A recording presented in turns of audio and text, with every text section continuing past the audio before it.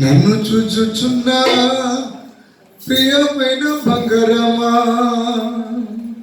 బంగారమా పుతుల బంగారమా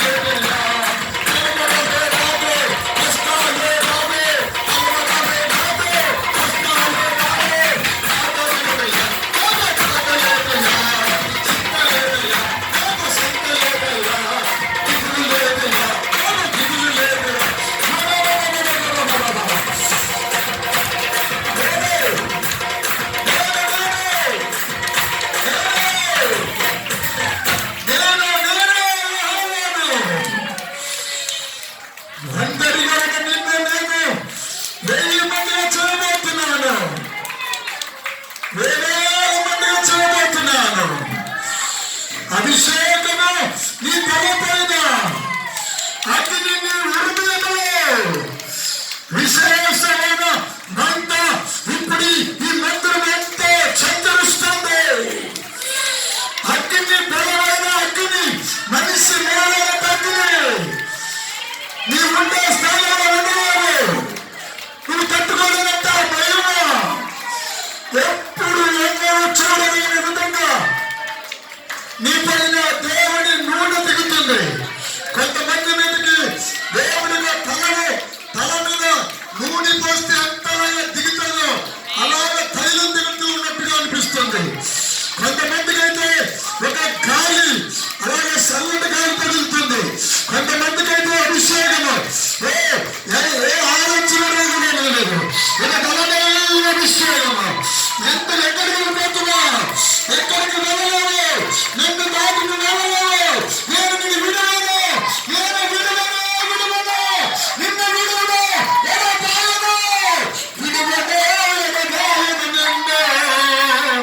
అసలే నీ చెయ్యి పట్టుకోండి, నీ చెయ్యి పట్టుకోండి, చెయ్యి పట్టుకోండి, ఎన్ను ఎత్తుకోండి.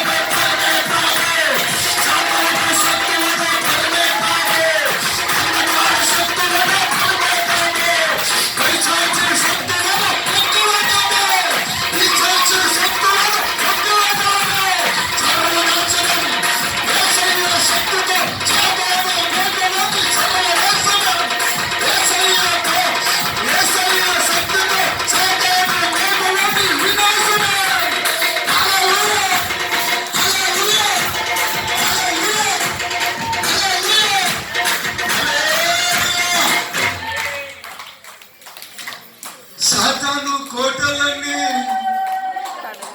సర్వనాశనం చేసేసే శక్తి నీపైకి నీలోనికి పంపించాను కుమారుడా. నిన్ను చూసి సాతాను గడ్డగడలాడిపోతున్నాడు. కుమార్తె, నీవు నా రూపము నీకిచ్చాను, నీవు నాలాగా చేసుకున్నాను, నిన్ను విడువను, ఎన్నడూ ఎడబాయను. నిన్ను శాశ్వతమైన ప్రేమతో ప్రేమిస్తున్నాను, నిన్ను మోహించాను, నిన్ను మోస్తున్నాను. 2023 అంతా మోసాను, ఇంకా మోస్తాను. ముదిము వచ్చే వరకు నిన్ను మోస్తాను, తల మెరిగే వరకు నిన్ను మోస్తూనే ఉంటాను. నా కోసం నిందలు భరిస్తున్నావు కదా, నా కోసం కష్టాలు భరిస్తున్నావు కదా, నా కోసం వ్యాధి భరిస్తున్నావు, గాయాలు పడుతున్నావు, దెబ్బలు తింటున్నావు, ఎలివేయబడుతున్నావు. నా గురించే కదా, నా నామము బట్టి మిమ్మల్ని మిమ్మల్ని ద్వేషించి ఎలివేసినప్పుడు మీ దుఃఖము ఆనందంగా మారబోతుంది. మీ గుండె బరువు తీర్చివేసే రోజు అది చేరువలో ఉంది. నేను అతి త్వరగా రాబోతున్నాను. దేవుని సంగమా, నేను ఇదిగో నీ అదకు పరిగెత్తుకుని రాబోతున్నాను. నిన్ను చూడాలని ఆశ ఉంది, నిన్ను కలవాలని ఆశ. నీ బాధలన్నీ నాకు తెలుసు బిడ్డ. నువ్వేమేమి అడుగుతున్నావో, నువ్వేమేమి సాతాను క్రియలు, సాతాను యొక్క అబద్ధాలు గత సంవత్సరం అంతా నేనెంత భయపెట్టాయో, వాడిని చెవులోకి వచ్చి నిన్నెన్ని కుసగుసలు చెప్పి నీ పరిశుద్ధతను మరుగుపరిచి నీ కుటుంబాన్ని నాశనం చేయాలని, నీ యొక్క ఆరోగ్యాన్ని పాడు చేయాలని, నిన్ను నీ బిడ్డల్ని దూరం చేసేయాలని, నీ లైఫ్ అంతా వాడు ముందుగా చేశాడు. ఎక్కడ అడిగేద్దామని ముళ్ళే, మాట్లాడదామంటే మాట ఒక ముళ్ళుగా మారిపోయింది, చూపు ఒక ముళ్ళు, వెనుకలు ఒక ముళ్ళు. ఇక్కడ ఎవరితో దేవుడు మాట్లాడుతున్నాడు, ఈ లైవ్ చూస్తున్న వారితో మాట్లాడుతున్నాడు దేవుడు.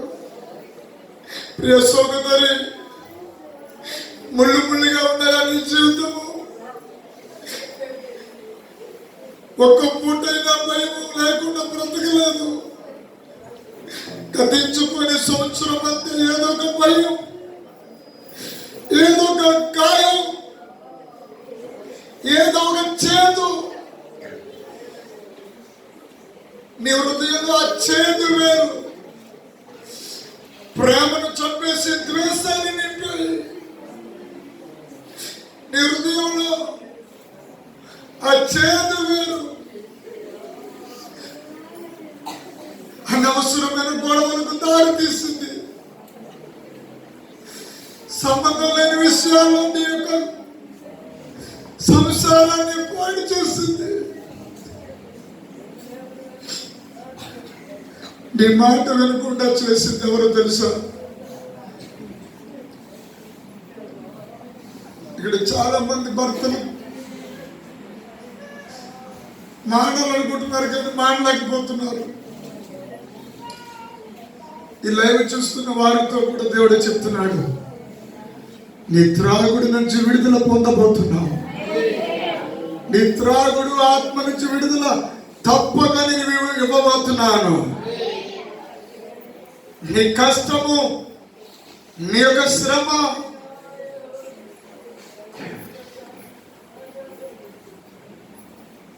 నీ పిల్లలు తప్ప ఇంకెవరు అనిపించలేరు.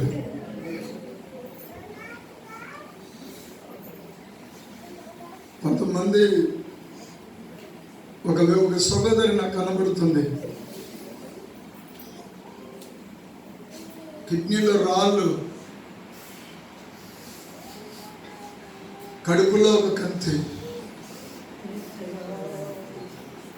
గర్భఫలాలు లేకుండా ఈ సంవత్సరం నువ్వు అడిగేటాను అని ఏడుస్తున్నా.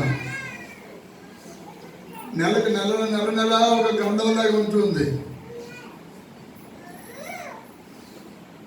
నీ చెవులు విని విని చచ్చిపోవాలనుకుంటున్నావు. ఒక యవనస్తురాలు ఇక్కడికి వచ్చింది. యవన బిడ్డ, నువ్వెందుకు చనిపోవాలనుకున్నా? నీకంటే ముందు నేనే శిలువ మీద నీకోసమే చనిపోయాను. నా రక్తం అంతా నీకోసమే దారపోసాను. ఇక నీ నుండి ఎవ్వరు విడదీయలేరు నన్ను. నీ చెయ్యి పట్టుకున్నాను. నీవు నా చెయ్యి పట్టుకోలేదు.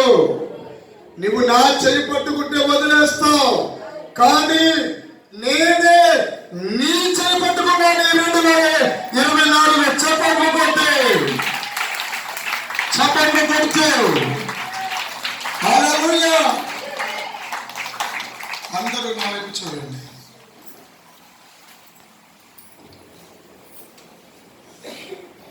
మీ చెయ్య ఇప్పుడు అయ్యగారు చెయ్య నేను పట్టుకున్నాను.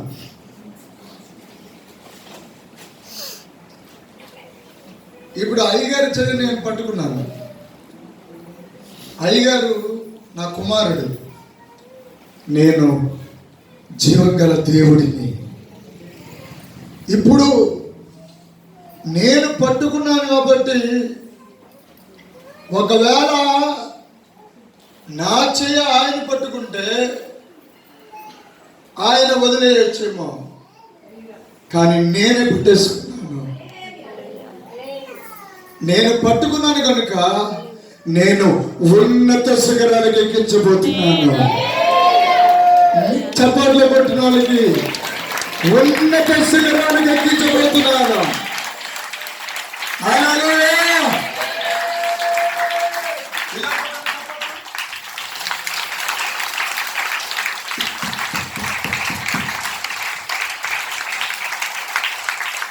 ఉన్నత శిఖరం. ఈరోజు మెసేజ్. హల్లెలూయా, హల్లెలూయా. ఏంటి మెసేజ్ ఈవేళ? చెప్పండి, పక్కవాళ్ళతో చెప్పండి. శిఖరం, శిఖరం. హల్లెలూయా. ఉన్నత శిఖరం. ఎంతమంది ఎక్కాలని ఉంది? హల్లెలూయా. ఇది ఆట కాదు, ఇది ఒక లాడ్జ్ కాదు, ఇది ఒక ఎగ్జిబిషన్ కాదు, మిమిక్రీ అసలే కానీ కాదు. ఇది అతి పరిశుద్ధ స్థలం. ఎంతమంది నమ్ముతున్నారు? చప్పట్లో కొట్టి చేస్తారన్నమాట. ఇంకా నీ జీవితాన్ని జీవముతో నింపబోతున్నాడు యేసయ్య. హల్లెలూయా. యెహెజ్కేలు 37వ అధ్యాయం అంతటిలో చెబుతున్న మాట, ఎముకలతో మాట్లాడాడు.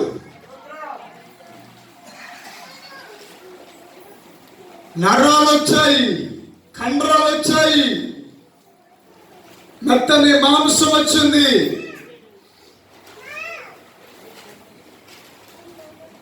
అవయవాల నిర్మాణం అంతా జరుగుతుంది. మాటతో, పక్క వాళ్ళతో చెప్పండి, మాటతో. ఏ పక్క వాళ్ళతో అంత అప్డేసేవా? పక్క వాళ్ళు చూసి చెప్పు, బాగున్నావా? బాగున్నావు?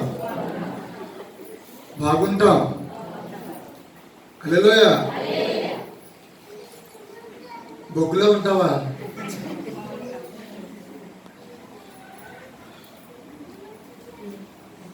మనం బడాయి చేసేయాలి. ఎంత బడాయి ఏం చేసే అంటారంటారా? బాబు ఎంత బడాయో అంటారంటారా? హల్లెలూయా. బడాయి అంటే అర్థం ఏంటంటే సోకు అని. బాబాయ్ అంత సోకు అంటారు చూడు. ఎందుకు చెప్పనా? హల్లెలూయా. చూడండి, వాక్యంలోకి వెళ్దాం. హల్లెలూయా. ప్రారంభం ఏం చెప్పాను? జ్ఞానము కేకలు వేస్తున్నాయి. సామెతలు 1:20లో గొప్ప సందడి గల ప్రకటన పురద్వారములలోను పట్టణములోను జ్ఞానము ప్రచురించుచు తెలియజేయుచున్నది. ఆగండి మరి. హల్లెలూయా. హల్లెలూయా. ఒక్క మాట మీకు చెప్పాలని ఆశపడుతుంది ప్రాణం.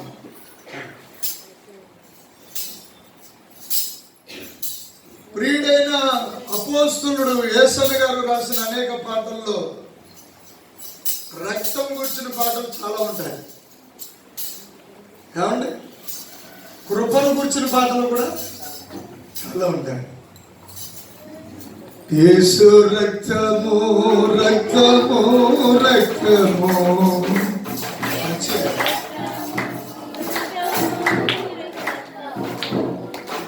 యేసు రక్తము రక్తము రక్తము, అమూల్యమైన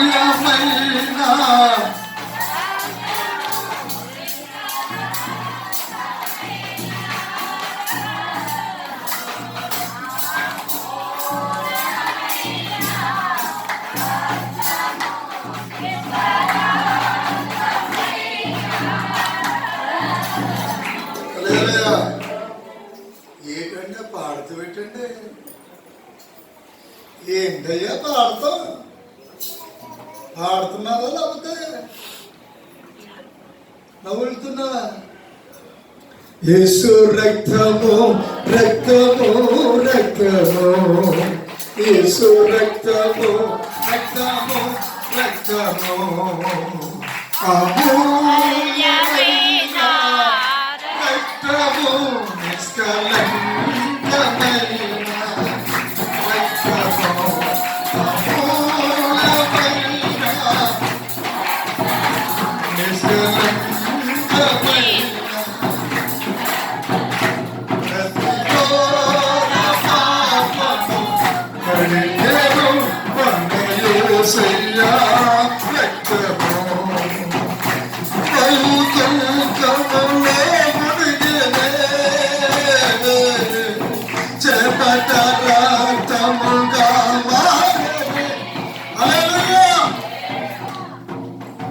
దేని గురించి బహుదుఃఖంలోకి మునిగిపోయాడు? చెమట రక్తముగా మారిపోయింది. జ్ఞానము లేని వారులారా, అదేమిటంటే హల్లెలూయా హల్లెలూయా. పరిమళిస్తుంది నాకు. స్తోత్రం చెప్పండి. జ్ఞానము లేని వారులారా, ఎన్నాళ్ళు మట్టుకు జ్ఞానము లేని వారి వల్ల ఉంటారు. రెండవ పాయింట్, అపహాస్యులారా, ఎన్నాళ్ళ మట్టుకు మీరు అపహాస్యము చేయదు. ఏమండి? జ్ఞానము లేదు అన్నారు. తర్వాత పాయింట్ డైరెక్ట్ గా అపహాస్యము అన్నారు. ఈ రెండింటికి కనెక్షన్ ఉందా? ఉంది. జ్ఞానం లేని వాళ్ళు అపహాస్యం చేస్తారు. అపహాస్యం అంటే అర్థం ఏంటి? హాస్యము అంటే నవ్వించేవాడు, కడుపులో నవ్వించేవాడు. హాస్యము, అపహాస్యము, అపవాది. అంటే అంటే సంస్కృతంలో దోషభరితమైన క్రియాని, అంటే దోషము పెంచే హాస్యము, వికటాస్యము, కపటహాస్యము. ఇప్పుడు ఒక వ్యక్తిని గాయపరచాలంటే కోపముతో గాయపరిస్తే అక్కడ యుద్ధం అయిపోతుంది. అదే కొట్టాలనుకో, మంచి శీతాకాలం ఇప్పుడు చాలా దుప్పట్లు రోడ్ల మీద అమ్మేస్తున్నారు. అమ్మండి, ఆ దుప్పట్లో చెక్కు పెట్టి, ఏ చెప్పు ఆ చెక్కు పెట్టి కుట్టామనుకోండి, చెప్పు కనపడదు. అవునా? దెబ్బ మాత్రం తగులుతుందా లేదా? చెప్పండి. అది చూసాను బాగా చెప్పిందా? హల్లెలూయా. అందుకే అపహాస్యం కూడా అంత భయంకరమైంది. అపహాస్యం ఏంటి చెప్పనా? చాలే నువ్వు కాబట్టి బాబోయ్ నీకోసమే చెప్పుకోవాలి. బాబు మరేనమ్మా ఇట్లా అంటే ఏమవుతుంది? తెలియకుండానే గుండె కోత, కఠినమైన మాటలు చెప్తా కోయబడి తిని అన్నాడు ఇర్మియా. కఠినమైన బాధలు కలిగించే మాటల చేత కోయబడి తిని అన్నాడు యోబు. యోబు క్షమించండి. హల్లెలూయా. ఇంకా 109వ కీర్తన లోనికి పోయి చూస్తే అక్కడ అంటాడు దావీదు మహారాజు, చూడండి ఏమన్నాడు, ఏమండి?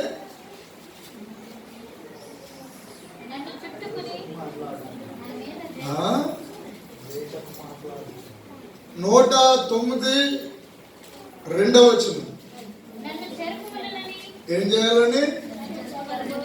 అందరూ అన్నమాట, నన్ను చెరిపేయాలని భక్తిహీనులు తమ నోరు, అదుగో కపటము గల తమ నోరు తెరచి ఉన్నారు. వారు నా మీద, ఎవరైనా వైపు నా తర్వాత చదవండి, చదవండి అమ్మా.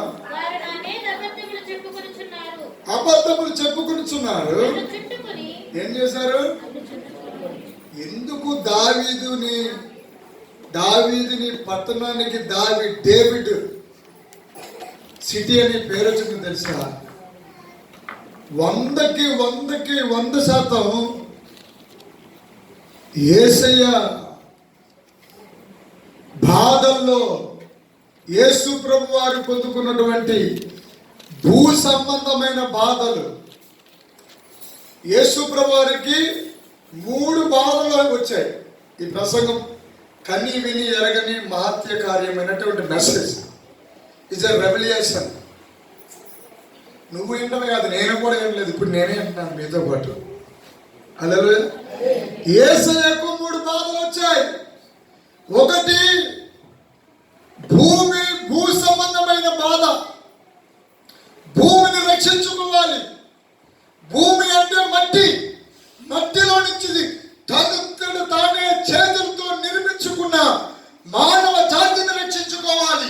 అదొక బాధ. రెండవ బాధ, పాపాన్ని పాపంగా చీల్చేయాలి. అదొక బాధ. మూడవ బాధ, పరలోక రాజ్యములో వేవేల కోట్లాది దేవదూతల చేత సబాస్ చప్పట్లు కొట్టండి.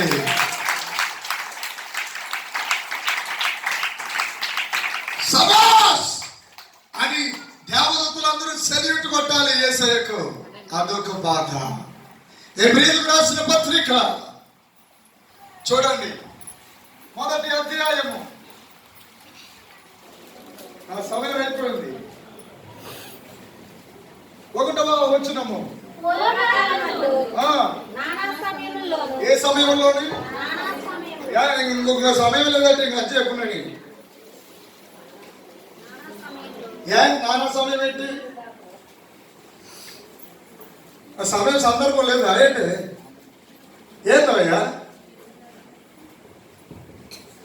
ఏందయ్యా ప్రవీణ్ అన్న, తెలంగాణలో కారు వస్తుందన్న, ఏమైంది? అమ్జూరు ఎలీసన్ ఏమో కాంగ్రెస్ వస్తుందని చెప్పాడు. మీరు వెళ్ళిపోతే ఎలాగా? ఏమైంది చెప్పండి. కాంగ్రెస్ వచ్చిందా, కారు వచ్చిందా? కాంగ్రెస్. ఆ ప్రవేశం ఇక్కడే చెప్పాను, నేను ఇక్కడే చెప్పాను, అమ్జూరులో కూడా చెప్పాను. గ్రేస్ కమ్ అంటే ఇంగ్లీష్ లో సివైఎంఈ రా, గ్రేస్ కృప. ఇప్పుడు కృప పిలుస్తుంది అనే జయ జెండా తెలంగాణలో ఎగరబోతుందని ప్రవక్తగా ప్రవచనం చెప్పాను. ఇప్పుడు మళ్ళా చెప్తున్నాను, ఈవెన్ భారతదేశమే కాదు, ఈవెన్ ప్రపంచమంతా దేవుని కృప అనే జెండా ఎగరబోతుంది.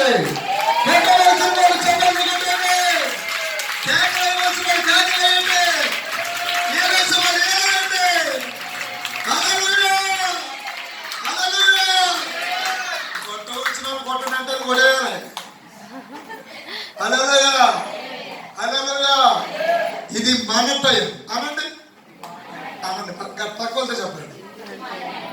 ఇది మన టైం. కలుపుకోలేకపోతున్నారు కొంతమంది.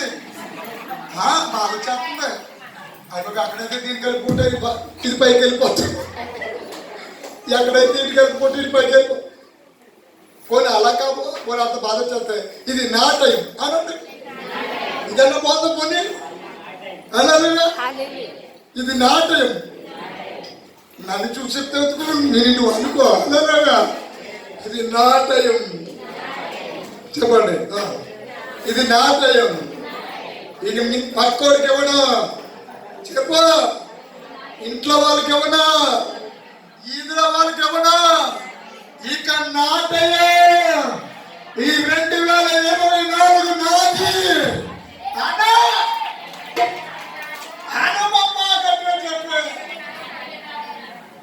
ఎన్నాళ్ళు నన్ను చూసి ఎవరైతే చదవాలన్నమాట.